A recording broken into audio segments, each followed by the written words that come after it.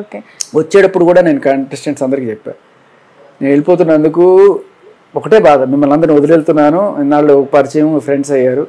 And ఇంకొక ఆనందం ఏంటంటే మీ ఎవరితో ఏ గొడవలు లేకుండా హాయిగా వెళ్తున్నాను. మీరు రేపు అందరూ మీరు కొడుకుని వస్తారు, రేపు వాడి మీద వీడి మీద వాడికి కోపాలు ఉండొచ్చు, రేపు ఫ్యాన్స్ బయట వారిలో జరగచ్చు లాస్ట్ ఇయర్ చూసినట్టు. సో అలాంటి ఏం లేకుండా హాయిగా కాంట్రవర్సీ లేకుండా వెళ్ళి కాంట్రవర్సీ క్రియేట్ చేసుకోకుండా రాగలిగారు మొత్తానికి. సో అయితే ఇప్పుడు హౌస్ లో ఉన్న కంటెస్టెంట్స్ ఆల్మోస్ట్ అందరితో ఈ 2 weeks లో మంచి ర్యాప్ వాళ్ళ గురించి మినిమం అర్థం అయి ఉంటుంది కదా, ఒక్కొక్కరి గురించి ఒక్కొక్క మాటలో చెప్పాలి అంటే శేఖర్ ఏం చెప్తారు? నబీల్, ప్రేరణ ఇట్లా చాలా మంది ఉన్నారు కదా. Okay. So Nabeel is very genuine, talented, athletic, strong. Okay. Prerana active, naughty, spontaneous. నేను చెప్పే జోకులు ఫస్ట్ అమ్మకే అర్థం అవుతుంది. తర్వాత Yashvi very competitive, very sportive, గొడవలు అయినా కూడా తర్వాత వెంటనే కలిసిపోతుంది. అండ్ ఒకటి ఏంటంటే తప్పు తనదైనా సరే అవతల వాళ్ళని బ్లేమ్ చేయడానికి వెళ్ళిపోతుంది. ఎట్లా ఉంటుందంటే గట్టి కొడుతుంది, నన్ను కొడతావు అన్నంత తెలివితేటంటే ఒకవేళ చెప్పుకోలేని దొరికిపోయింది అనుకోండి, కంప్లీట్గా దొరికిపోయింది, రెడ్ హ్యాండెడ్గా, ఇంకా సమాధానం చెప్పలేని పరిస్థితి అనుకోండి, అప్పుడు కూడా తన దగ్గర సొల్యూషన్ ఉంటుంది. ఓకే. రేట్ చేస్తుంది, సింపతి అయిపోయింది, వద్దులే మేము అడగను నిన్ను అని చెప్పేసి. అది తను అందరు మంచి ప్లాన్గానే వచ్చింది. ఇంకా Prerana, Yashvi, Vishnupriya very innocent, very energetic, మంచి డాన్సరు అండ్ మంచి అథ్లెటిక్, ఇది కూడా స్పోర్ట్స్ టాస్క్లు గట్టిగా చేయగలదు. సో అది Vishnupriya. Seetha is also equally talented, well spirited, మంచి truthful person. Sonia politically motivated. So ఎవరిని ఎక్కడ ఎలా ఇరికించాలి, ఏ పాయింట్లో వీళ్ళు దొరుకుతారు. Sonia and Manikanta both same, అంటే ఒకళ్ళ మోడల్స్ ఆఫ్ ఆపరేషన్ డిఫరెంట్, కానీ ఇద్దరు అదే ఎవరెక్కడ దొరుకుతారు, ఎలా ఇరికించాలి. Aditya Om is safe player, and Abhay కూడా సేఫ్ ప్లేయరే, కానీ ఆదిత్య ఓం కన్నా కొంత better. Most dangerous cunning fellow ఎవరు? సోనియా. అవునా? And very innocent in house Vishnupriya. So మీరు ఒక టాప్ 5 లోకి వీళ్ళు వస్తారు అనే ఆలోచన ఒకవేళ చేస్తే మీ మైండ్కి వచ్చే నేమ్స్ ఏవైనా ఉన్నాయా? నబీల్, ఓకే, నిఖిల్ గురించి చెప్పుకోవాలి మనం, మర్చిపోయాం. చెప్పండి. Nikhil is very kind hearted, very చక్కటి మంచి ఆటగాడు, మంచి మేనేజర్. ఓకే. తర్వాత నబీల్, నిఖిల్, సీత, విష్ణుప్రియ, నైనిక. ఇంతకు ముందు ఒక మాట మాట్లాడుతున్నప్పుడు బిగ్ బాస్కి వెళ్ళడానికంటే ముందు మనం మాట్లాడుకుంటే ఒక పోరాటం చేస్తున్నారు, ఒక యుద్ధ వీరుడు లాగా మా అందరికి ప్రతిరోజు ఇంటర్వ్యూస్, చాలా చాలా మంచి పేరు వచ్చింది సొసైటీలో. టు బీ హానెస్ట్, అలా బాధితులుగా ఉన్న వాళ్ళందరికీ కూడా శేఖర్ భాష అనే వ్యక్తి ఒక సమస్య తీర్చే ఒక వ్యక్తిగా కనిపించిన మాట వాస్తవం.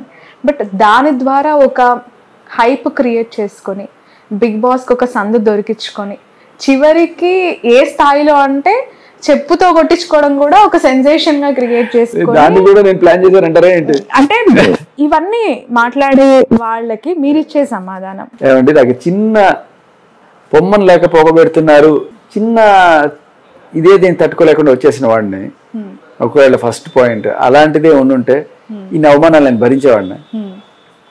అన్ని అవమానాలు భరించిన వాడిని ఈ మాత్రం భరించి బిగ్ బాస్ లో ఉండలేనా? అవి ఏమి ప్లాన్ చేసుకున్నావు కావు, అవి జరిగినాయి. అండ్ అలాగే బిగ్ బాస్ కోసం కూడా మనం ప్లాన్ చేసుకుంది ఏం లేదు. ఒకవేళ అంత ప్లాన్ చేసుకుని అంత కష్టపడిపోయింటే 2 వారాలు నేనే నామినేట్ చేయించుకొని ఎందుకు వస్తాను, నేను ఉండేవాడిని కదా. There you have the answer. Okay. Aditya మిమ్మల్ని ఎలిమినేట్ చేశానని అనుకోవచ్చా? మీకే మీరు నేనే వెళ్ళను. సో ఆదిత్య బతికిపోయాడు నా వల్ల.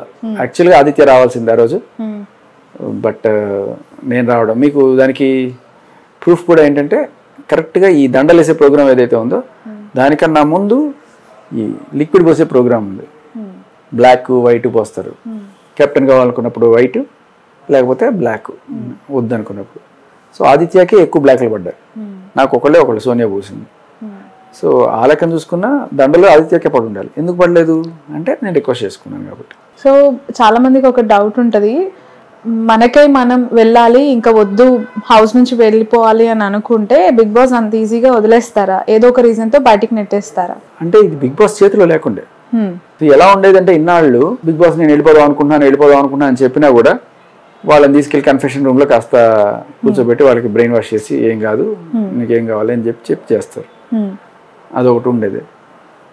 నా కేసులో ఒక సరికొత్త సాంప్రదాయానికి తెరదీశారు కదా, ఇన్నాళ్ళు ఆడియన్సే చేస్తున్నారు, ఇప్పుడు హోమ్ మేట్స్ ఎలిమినేట్ చేస్తారు లాస్ట్ రౌండ్ లో అని చెప్పినప్పుడు ఓకే అక్కడ ఒక అవకాశం బయటికి రావడానికి నాకు దొరికింది, వాడుకున్నాను.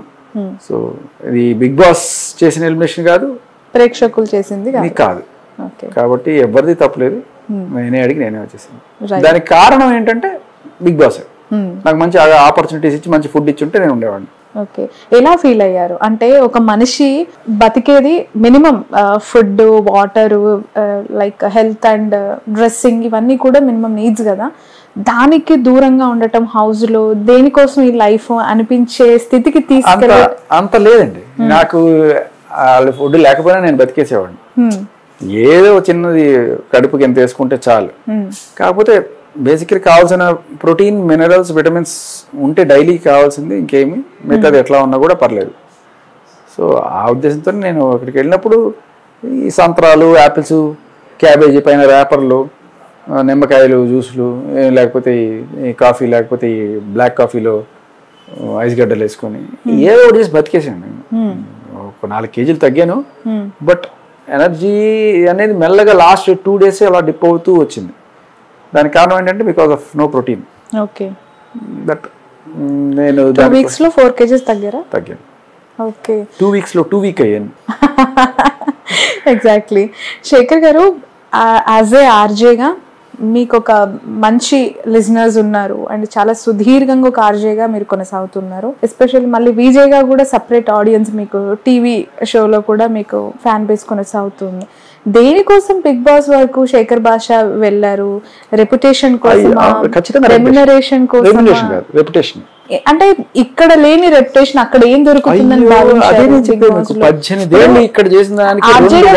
లేని రెప్యుటేషన్ బిగ్ బాస్ వాళ్ళు వచ్చింది 2 weeks ఖచ్చితంగా వచ్చింది.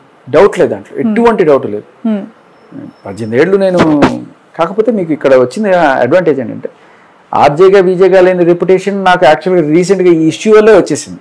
ఓకే, అంతకుముందు చాలా మందికి నేను ఓ ఆర్జేనో విజయనో కూడా తెలియదు. ఇప్పుడు ఒక యాక్టివిస్ట్గా నాకు వచ్చిన మైలేజ్ ఏదైతే ఒక యాక్టివిజంలో ఆర్ ఎల్స్ న్యూస్ సెక్షన్స్లో ఇలా ఈ టైప్ ఆఫ్ న్యూస్ చూసే చాలా మంది వాళ్ళే ఉన్నారు. సో వాళ్ళందరి ఫ్యాన్ బేస్ నాకు చాలా వచ్చింది.